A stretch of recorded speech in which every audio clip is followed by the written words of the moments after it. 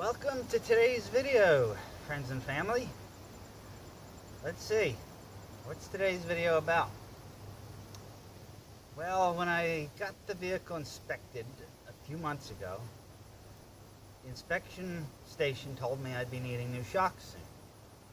They were okay for a while, and I got to drive in it a little bit. And then I had someone following behind me and said, "Boy, you're kind of swaying a little bit."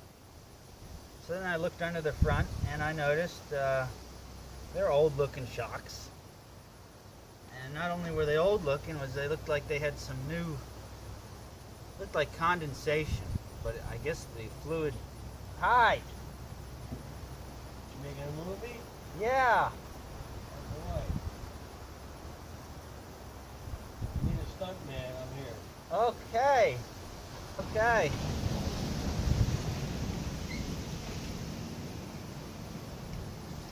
So, yep.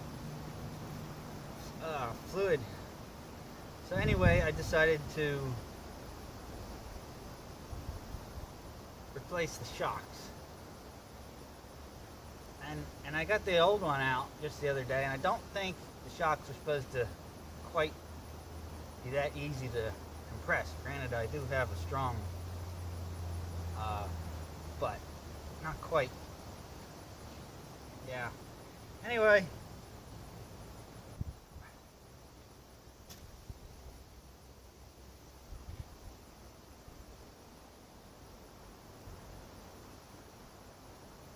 the only thing shocking about it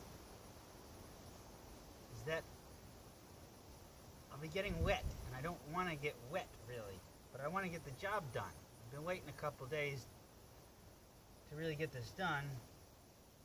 The only thing is, us people in the east have had a lot of rain lately, so the ground is saturated, soft, damp, very, very, very wet. And yet, I'm going to go ahead with the project anyway. I've come to the conclusion that filming while working is tough. I mean, granted, sometimes your filming is your working, as in a lot of the famous YouTubers on here, which I do not want to be.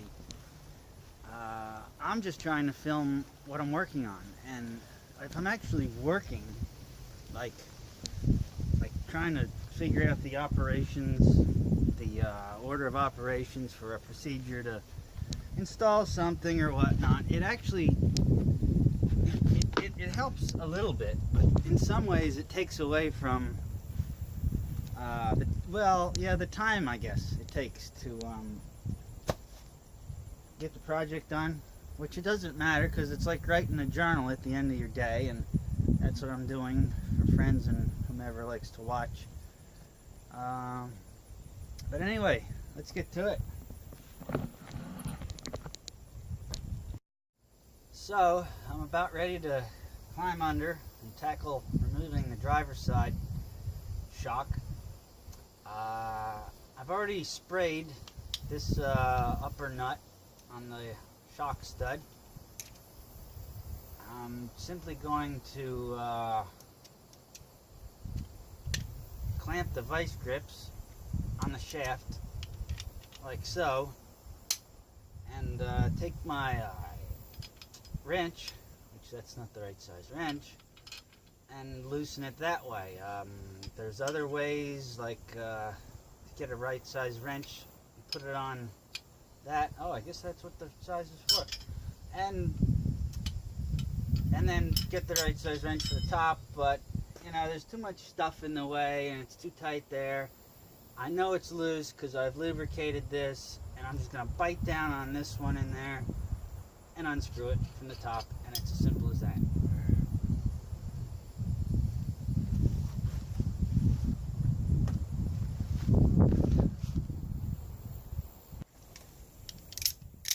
Oh, this cardboard is not very waterproof. Oops, excuse me.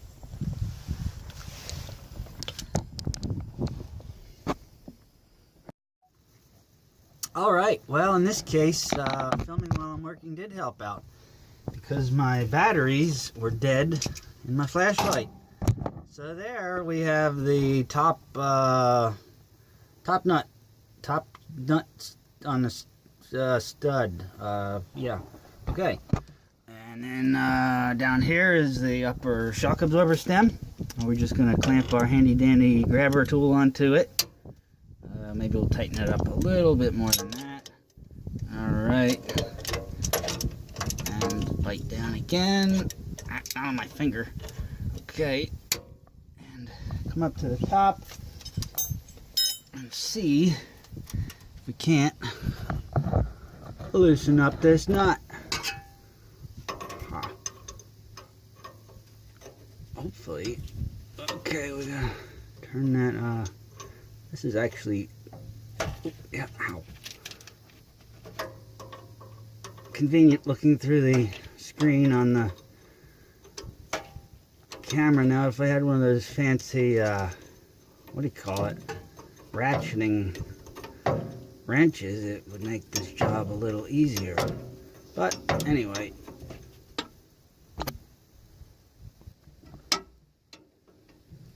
Well, I paused it to save you all the boring, monotonous, repetitious strokes of unscrewing this, but then I lost my light. It took me twice as long. I should have kept recording. But when you're editing and doing this stuff on a cell phone, every speck of data storage you save promotes the possibility of actually getting the camera getting the filming completed.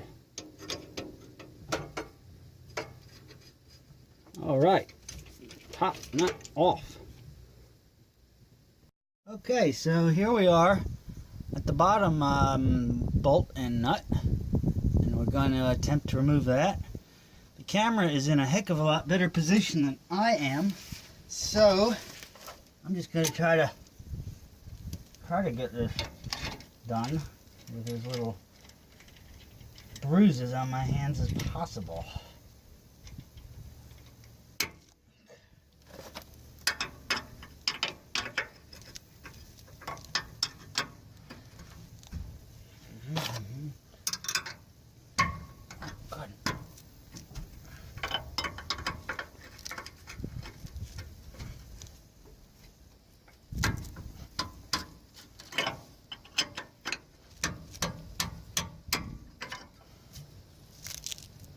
Oh gosh, grab a can of this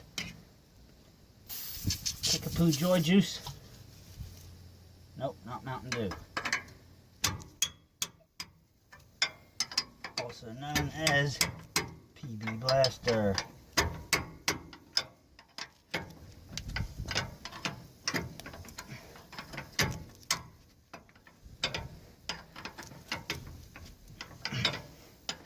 This is coming off surprisingly well, considering that this RV was obviously stored at oceanfront, or kept at an RV park on oceanfront for extended periods because of the amount of surface rust we have on the I-beam, the suspension, and all the parts under here.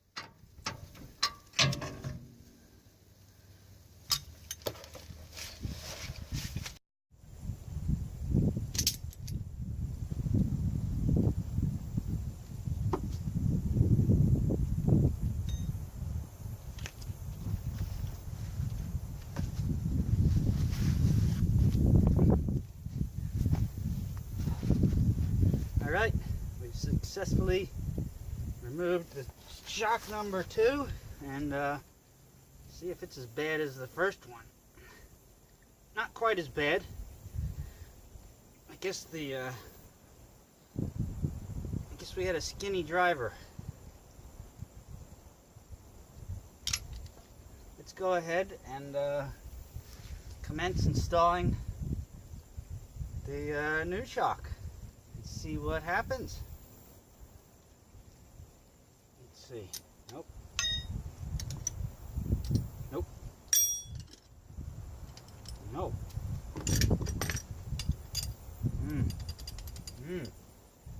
one that's under there fits it. All right. Going in.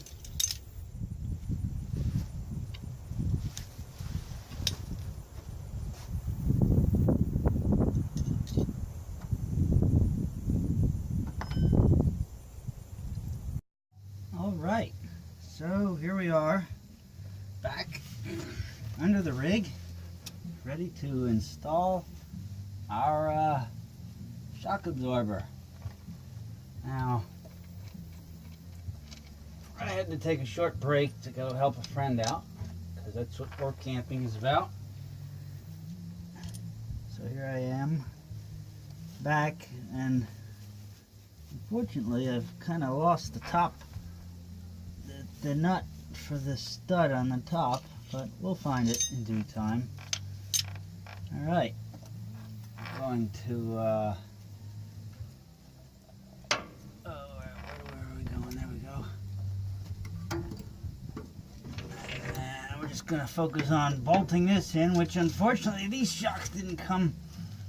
Well, these are pretty easily compressible shocks. I don't know why, considering they're rated for such a huge vehicle, but either way, I'm sure they'll do the job.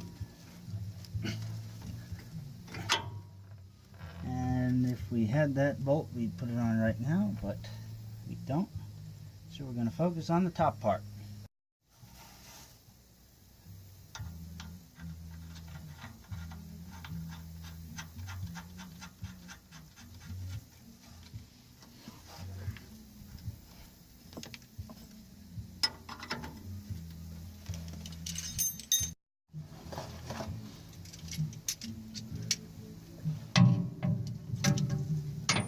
Ooh, doesn't quite fit.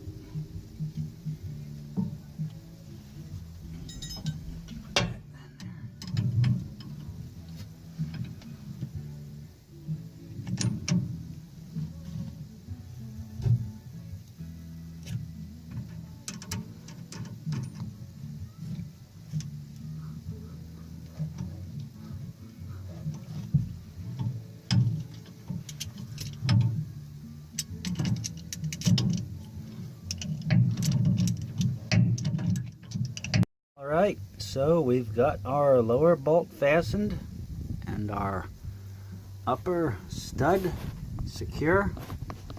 Now we're gonna do the last little dilly with attaching this shock, or whatever you call it, I don't know. So I don't know how to do this with one hand very well, but we're gonna see if I can do it. I was mowing my friend's lawn with one hand, and that worked out okay. Alright.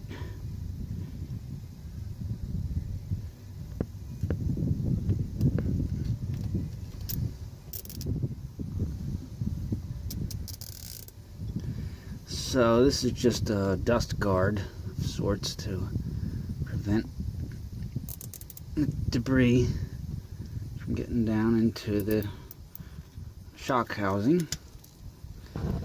And here we have it.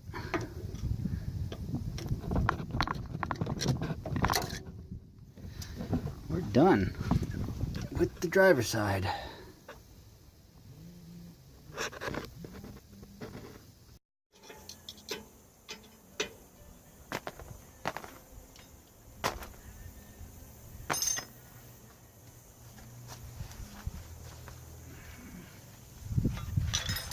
Alright, so there we have today's fun venture of changing out shocks on our vintage RV that we're quite proud of doing. It wasn't all that fancy of a job. You didn't have to worry about, you know, having your shocks compressed in advance and then snipping that binding that normally comes on new shocks as they spring up into their housing. So thanks for joining me, friends and family, as usual, and until next time.